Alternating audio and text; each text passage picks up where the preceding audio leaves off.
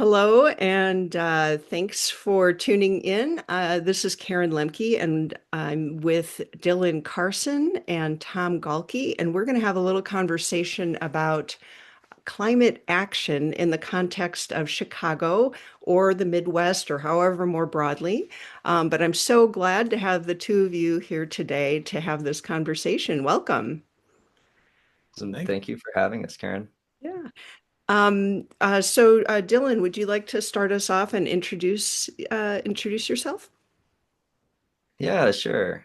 My name is Dylan Carson. I'm the museum coordinator at the Climate Action Museum, and I'm an advocate for something called degrowth. That means I advocate for a planned reduction of the global economy to meet social justice and ecological sustainability needs. So what that kind of means is that when your politician, your economist, your journalist is celebrating this great 3% in economic growth that we had last year, I'm saying that's actually not so great because every time we grow the economy, that has a very direct impact on our ecology and is driving climate change, biodiversity loss, and all of these other sorts of planetary boundaries. So just trying to make people more aware of that and work towards a future that's sustainable in a genuine way. Great, great. And where do you work? Yes, I work at the Climate Action Museum, and that's a kind of small museum, small free museum in Chicago that opened up in 2023. We just celebrated our third birthday party a few days ago. you. That's awesome. Thanks for joining us today. And Tom, would you share a little bit about yourself? Sure. Hey, my name is Tom Gaulke. I currently live in Wisconsin, but I was in Chicago for about 20 years and was involved in some organizing work down there. Was also served as a pastor at about three places over my time in Chicago. So glad to be here with you. I assume that those are the credentials you're asking about today, since that's what we're talking about. But yeah, but I currently live in Wisconsin.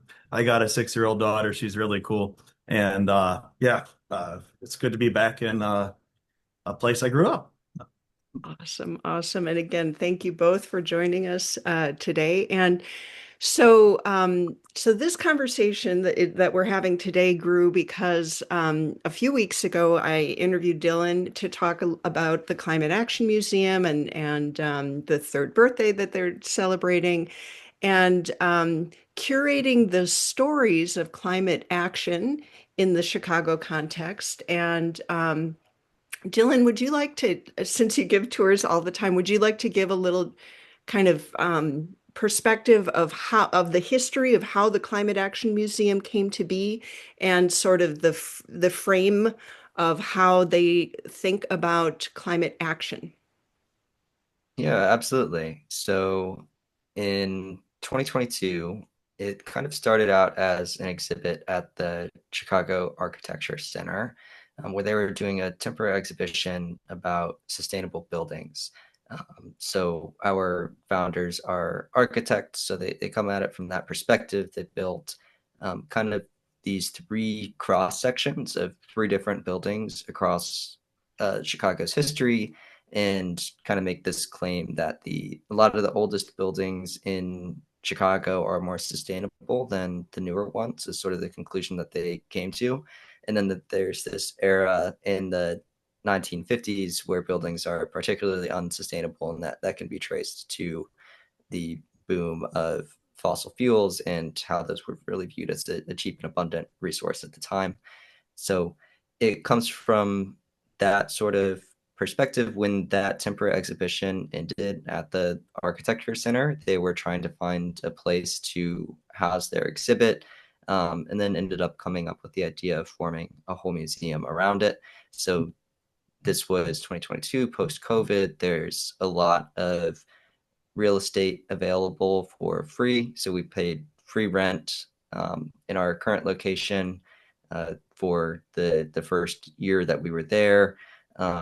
and constructed a museum around that architecture based exhibit. So, in terms of kind of what that means for their perspective on climate action, it's definitely framed in a very individualist way. So, don't eat beef, buy an induction cooktop, move to the city so you're driving around less.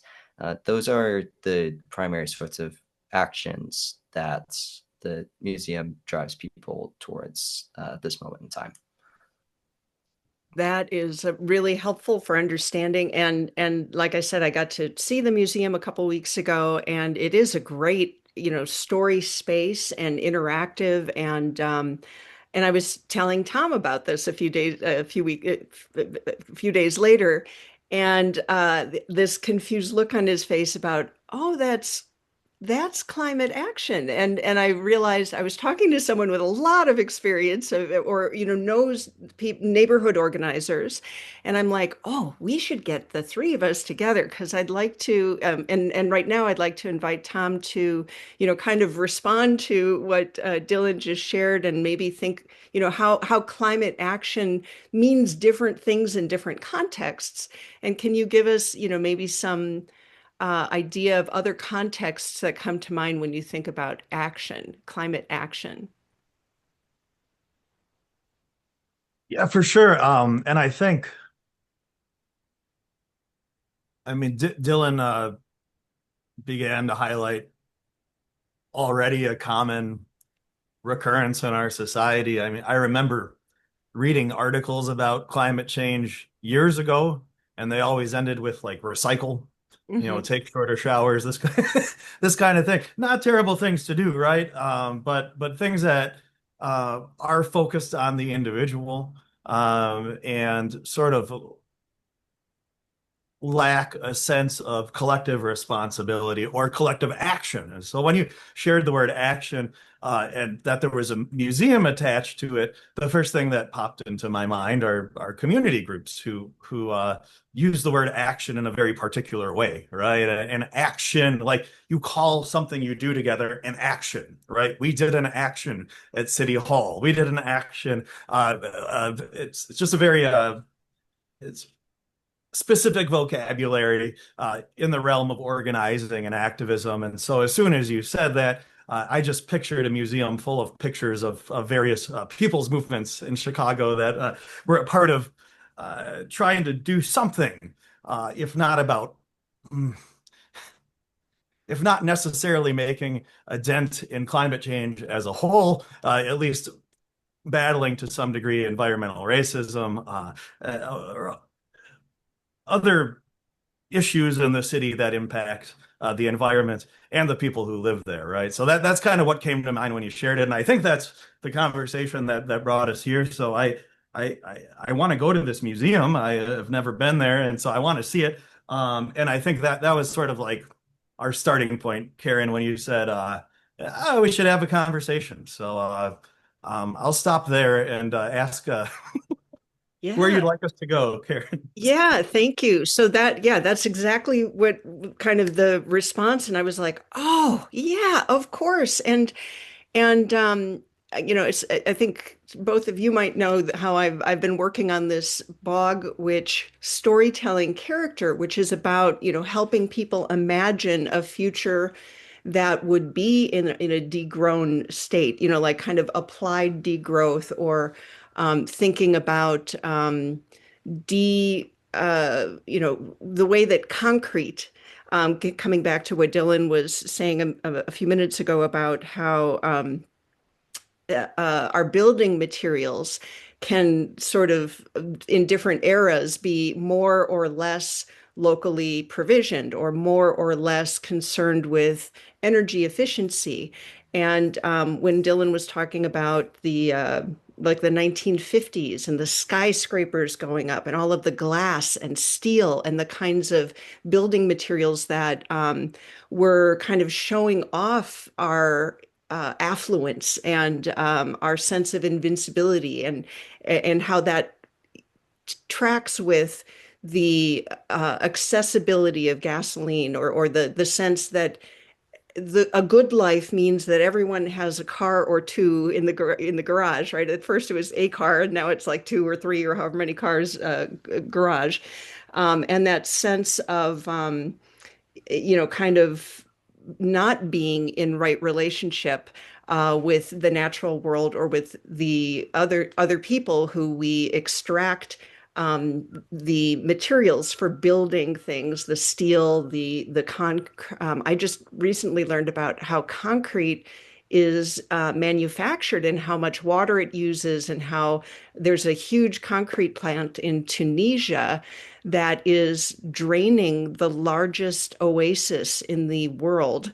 And they're basically like killing uh, the headwaters of this man-made, like people create oases by planting, so thousands of years ago, people planted date trees or, different kinds of things that drew the water to be in this recirculating relationship with the humans in that area, and now that extraction process is making it unlivable for people in Tunisia, and yet it's being used to build skyscrapers and things in Europe. So, coming back to that conversation about environmental justice and the ways that local entities, local community groups, a lot of times community-led groups are women-led, and especially in these multi-ethnic, multiracial cities of Milwaukee and Chicago, they're like women of color, and they're, people from all these different, people from all these different backgrounds who are trying to protect their neighborhood from uh, the air quality threat of a power plant or something that's just in within that watershed. And so, the other idea that I wanted to introduce here and continue to kind of bounce around is that I was talking yesterday to some other friends who do this kind of thinking and organizing work. And I guess, I mean, I was a teacher for a long time, and I'm an artist in a lot of different ways,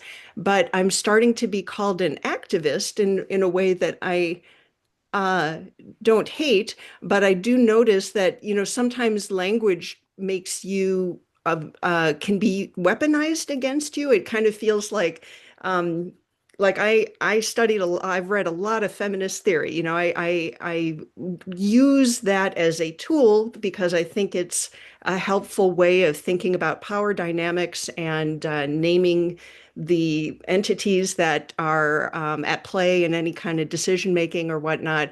But being called a feminist can kind of change the dynamics of the way people treat me, or maybe even target me as something, it's because you are this kind of person, not a person who uses this sort of tool.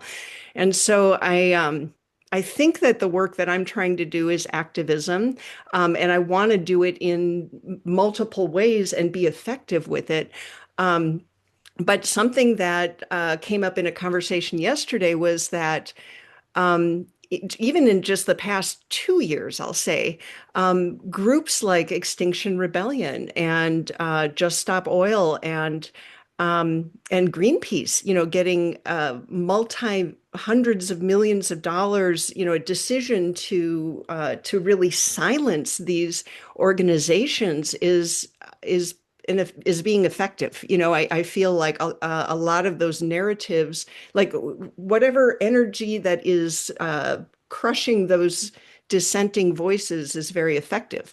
And so it's occurring to me that like leading walk and talks are maybe my way of engaging with people to in an open-ended conversation to kind of just connect with like what is going on and how can I be in this world, and what are things that I can do to make it a safe world for Tom's 6-year-old and people who are inheriting this reality. Because a lot of the conversations I have these days, it's kind of like, well, I guess we're not smart enough to solve this problem, and we'll just have to wait till people with better brains come along. And it's like, oh, I think we have to try harder. I think we have to figure out a way to make this to make this go. So in the context, so that was just another little element I wanted to throw in here is that yes, climate action can be buying light bulbs and electric cars. Yes, climate action is definitely, Dakota Access Pipeline and Line 5 Enbridge, trying to protect the natural world. Yes, it is at the neighborhood level of like, we can't be, putting mercury into the air just a few feet from where the schools are, like having that sense of protecting ourselves.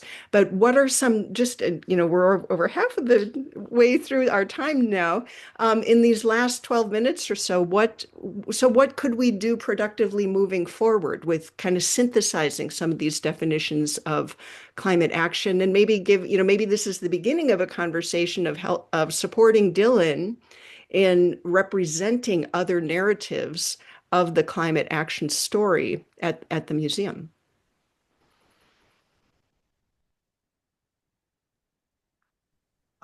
I guess I can speak to that a little, and I'll do it from my perspective within the organizing world, and uh, just to go back a little bit. I mean, a couple of the campaigns I was involved with in Chicago, the first big environmental one was to join with other community groups. I was in the Bridgeport community, and we joined with Pilsen and Little Village and other groups to shut down the Fisk and Crawford coal-fired power plants. I mentioned that because it's a really good example of both driving toward an action that should impact climate change, right? Unfortunately, shutting down two plants does not fix the whole problem again, but it's a step, and then it's also a precedent, right? Um, but I also think for me, those campaigns were great because they also operated around the principle of self-interest, right? This is why community groups are really good. They're organizing around stuff that impacts them, right? And they can speak for them. And clearly, climate change affects all of us. Also, clearly, that message isn't getting out to everyone in the same way, right? But I think, the fact that people were dying early because of respiratory problems, the fact that people would walk out to their car and there'd be a layer of soot on it every morning, the fact that there's a sledding hill on this side of the highway in Bridgeport where you could see the coal plant in the background, and on this side in Pilsen, you would see, there was a playground in a school, right? Near the school, it was an asphalt company that there was a struggle against with in Pilsen, right? With Pilsen Alliance and Pero and I think some other groups as well, right? Um, those kinds of struggles give me hopes, and they bring people together across division lines, right? In a way that sort of demonstrates or can give a little bit of an inkling about what's possible, right? I think it's hard to have that same kind of hope in our current political climate, right? Like things are under attack. But I think related to that, then the self-interest, the unity that forms there, the new bonds and relationships, is also a little bit, Karen, to just speak to, yeah, a lot of these what we call grass tops organizations have been under attack, right? And it's more of a testimony about how grassroots orgs who are not a 501c3, they're not a 501c, they're just a bunch of people together. It's a testimony to how important those things are as well. Because if we rely on the C3s and C4s, which rely on foundations to give them money, we probably won't get all the way ever to where we need to go, right? Because this dynamic of lawfare, et cetera, is going to continue, and we do need to find ways to sustain local communities in these struggles. And then the last part is just very briefly, I love that you mentioned Tunisia, and I think we wouldn't know about what happened in Tunisia if people weren't organizing around it and if people were not telling the story. So I mean, that's the other dynamic at play here, and that's where museums are cool, but also there's a certain kind of activism that no one knows about, right? It's the tree falling in the forest. And I think what's really important is to find ways to amplify those stories, those voices. If we don't, it's almost like it didn't happen. It doesn't make as direct of an impact, right? And so we always got to be thinking strategically. How do we make an impact? How does this affect change? And that's what I think distinguishes organizing from just uh, activism alone, is that we think about how do I strategically operate to make the change that I want to make. So I'll stop there. Uh, but yeah, that's kind of my first million thoughts after you Mhm. gave us those prompts. Great. Thank you, Tom. Dylan, are you ready to respond? Yeah, yeah. So when I think about climate action and what it means, I think it's important to think about what power's response to your action is going to be. So we can start from kind of the um, architect's perspective of the scope of the problem that they define is to build a sustainable building that has net zero emissions and is therefore not contributing to the problem. That scope is going to be pretty limited to just the emissions that it produces when it's fully built, and they're not necessarily thinking about the way that those savings are going, the energy savings that they get from that may be redeployed in the grid, because ultimately, like the grid can only the grid produces a certain amount of energy that is always growing. So if we make all of our buildings super efficient, we still have this grid that's producing electricity, and those companies will be seeking other avenues to send that product to. So, if we make buildings more efficient, then we have to ask a question of like, okay, like what happens to those savings? Are they going to power data centers all along the lakefront? So we have to be asking those sort of questions and kind of expanding our scope. So that's something that I'm trying to do in this kind of camp community, where people have come up with a very logical solution to the problem that's presented in front of them. But the question is, how do you get them to think about the kind of natural impacts, the ways that the people with power are responding and still producing the pollution anyway. Um, and hmm, yeah, I'll kind of leave it at that for now. And we can do that at the grassroots level as well, and think about like like shutting down a coal-fired power plant is a massive win. Um, but like Tom said, that's not something that's going to solve the whole problem necessarily. Because like, what if another coal plant takes advantage of the Trump administration loving coal all of a sudden and like moves their money somewhere else? So we talk a lot about in the sustainability movement of trying not to be siloed off. Um, and I think that the most important thing that we can be doing right now is be building solidarity across communities, and in Karen's language, across bioregions, and really across the globe, because we live in this globally connected economy, um, to figure out how we can kind of respond together and build resilience. Wow, great. This has been a fantastic conversation. We have about 4 minutes left. So I want to give us each, a minute, about a minute to kind of, what do we want our listeners to come away with? Are there any actions that they may take? And I know I'll just start with my closing by saying I'm looking forward to the book club that Dylan and I are. Dylan has his own book club in Oak Park, and I have a book club here in Milwaukee, and we are joining forces because we're also trying to fight the burnout of people who are like, I just can't read another book, I just can't do another thing, and kind of meeting people where they're at and saying, bring whatever it is that you have been reading or viewing or listening to or podcast or whatever media it is that you want to share, and figure out a way to just summarize it to make kind of like metabolizing this big idea into something that's easier to digest for other people, and then make a little thing so you can share it with other people, like make a zine or stickers or something that we put in little free libraries around the neighborhood to kind of do a very little micro act to share with other people, build a little bit of community, build a little bit of awareness. And so I'll close with that. Dylan or Tom, do you want to give a closing minute or two? Yeah, just yeah, thinking about what people can kind of be doing. I would say um, really just starting with challenging your own perspective by talking to other people, learning to ask good questions, engaging in conversations.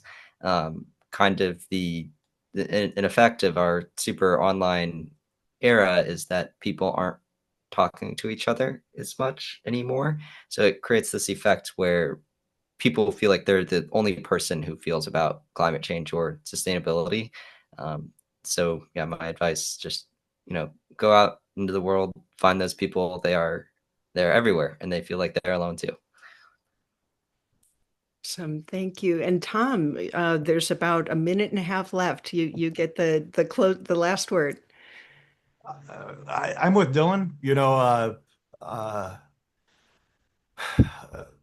power is the ability to act, right? And to make change, and collective action is the power of community, and the glue of community is relationships, right? So like if you want to make a change, you got to start with relationships. And don't make assumptions about the people around you. That's what I've learned anyway, is people actually care about the same things, and that all starts with a conversation, with a relationship, and yeah, with discernment. So I I don't want to take up more of that minute, Karen, so I'll toss it back to you. Well, this has been an awesome conversation. You've been listening to Dylan Carson from the Climate Action Museum in Chicago, and Tom Gaulke, who has been an organizer in many contexts and uh, has in Chicago and elsewhere, and has shared some ideas about his work. And I'm looking forward to all of us being in the conversation about how we can create a better world for future generations and for ourselves, and doing it together, being in right relationship. Thank you both so much. Thank you, Karen.